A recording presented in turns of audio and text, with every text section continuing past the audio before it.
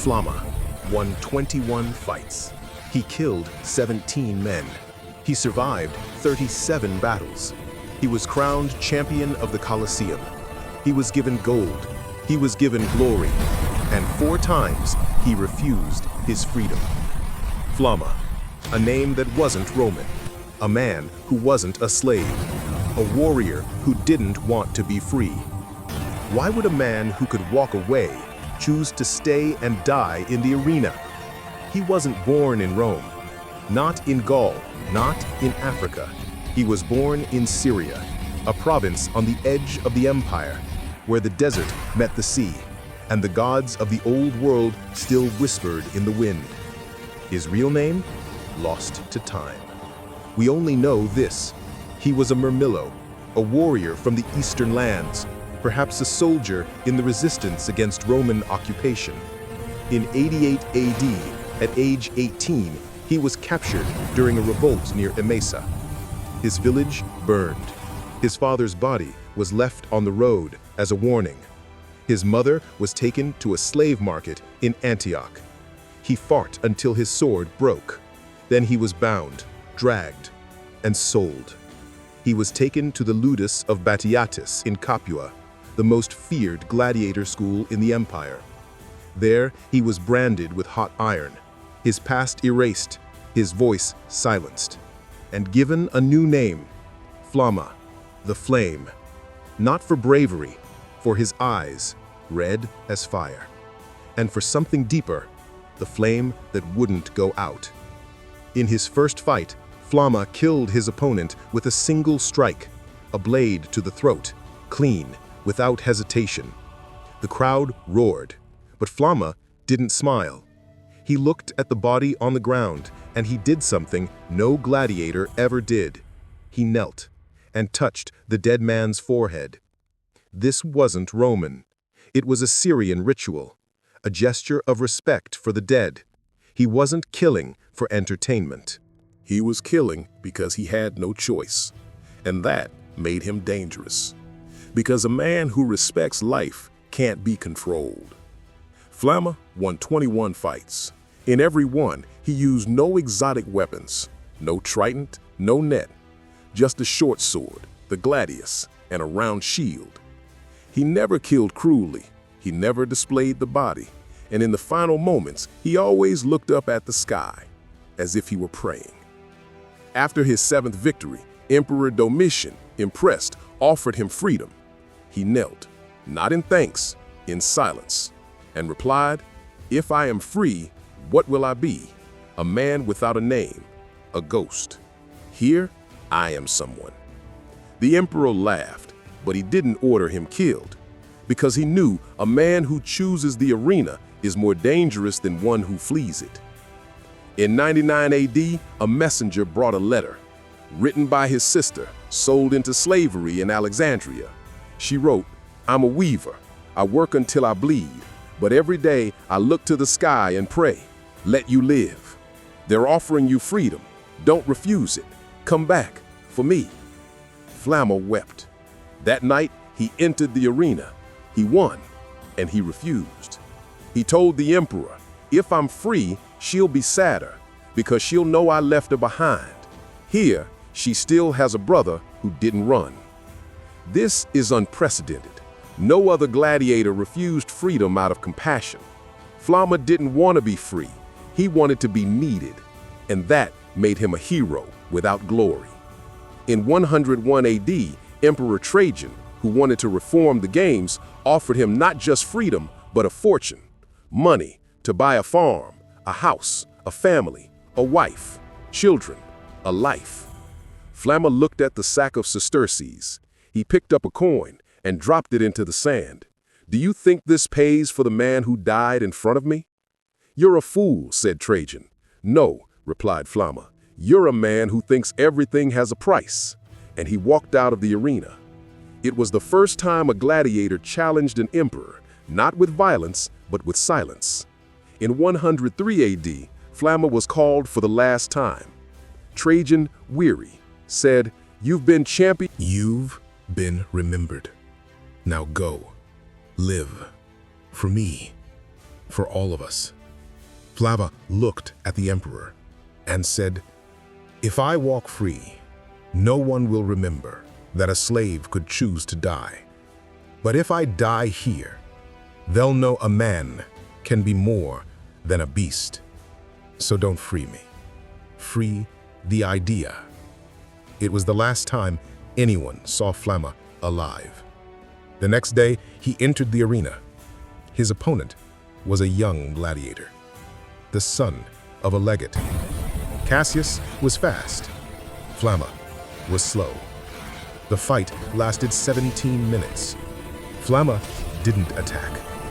He only dodged, until in the final moment, Cassius lunged, and Flamma let the blade pierce him. The sword tore through his abdomen. He fell and didn't scream. He looked to the sky and smiled. The crowd didn't cheer. They didn't clap. Someone dropped a coin into the sand. Then another. Then everyone. Thousands of coins. Not to pay for the fight, but to pay for the truth. Flamma was never remembered as a hero. No poem was written about him. No statue raised. But his story was kept by slaves, by gladiators, by women who whispered the sounds of the arena. They didn't tell stories of emperors. They told stories of men who chose who they were. For centuries, gladiators entering the arena would whisper in secret, "Be like Flamma." Not to die, but to choose. In 2018, a coin bearing Flamma's name was found in a grave in Ostia. Beside it, a small amulet, a lavender flower, the flower Syrians used in their death rituals. It meant, "I didn't run, I didn't surrender. I was what I chose to be." Flamma was never freed. He freed himself, not with a sword, not by running, but with refusal. He refused freedom because he knew no one can set you free if you've already set yourself free. He didn't die in the arena. He died when he chose to be more than a gladiator. And because of that, he never died. But the story doesn't end there. In the decades after his death, whispers spread through the slave quarters of Rome. A new phrase began to circulate. Flamma didn't die in the sand. He died in the silence. It wasn't about how he fell. It was about how he stood. In a world that demanded he become a monster, and chose instead to remain human. He didn't fight for applause. He fought for witness. He didn't seek mercy. He sought meaning. And in a society that measured worth in blood and gold, he became priceless. Not because he was strong, but because he was free, in a way no emperor ever was. He didn't need a decree to be free.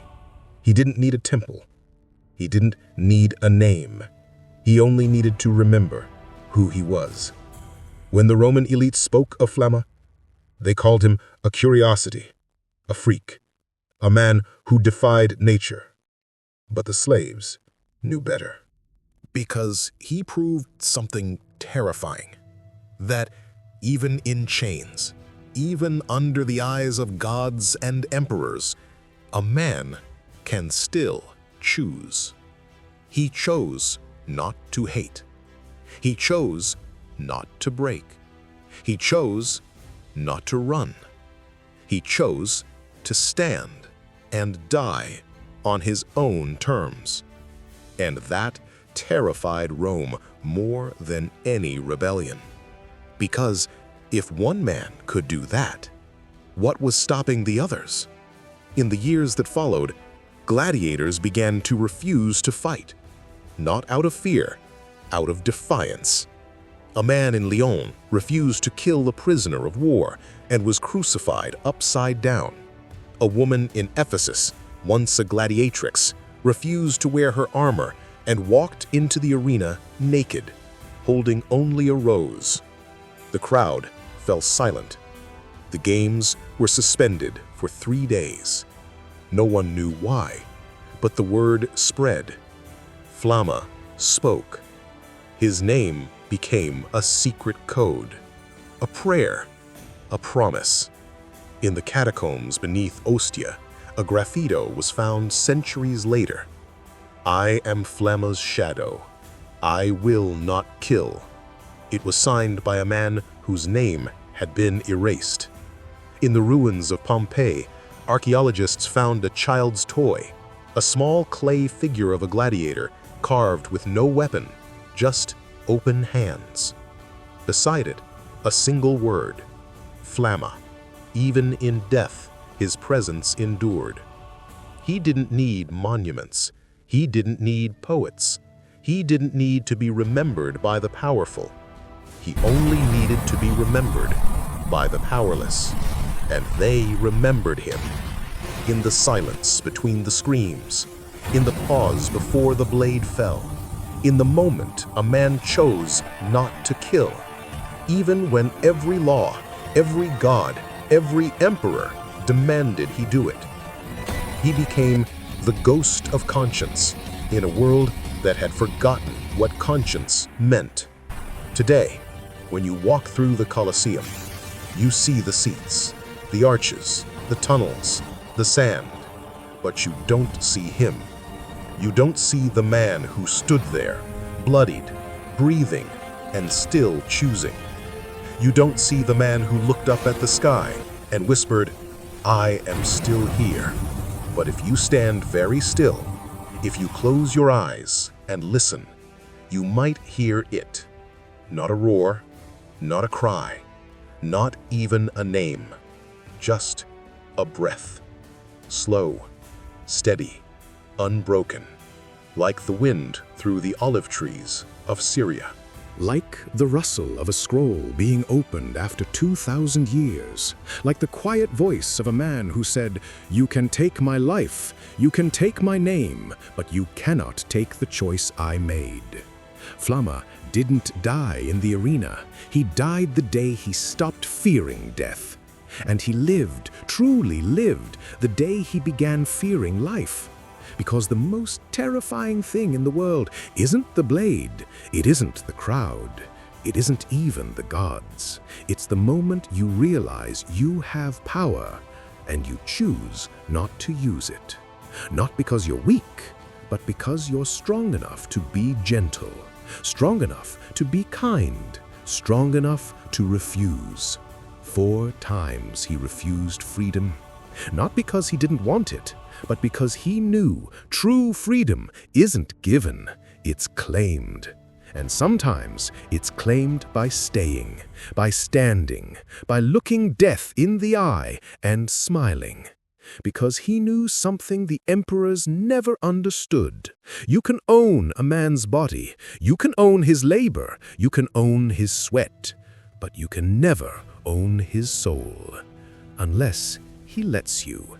And Flamma, he never did. He was never a hero.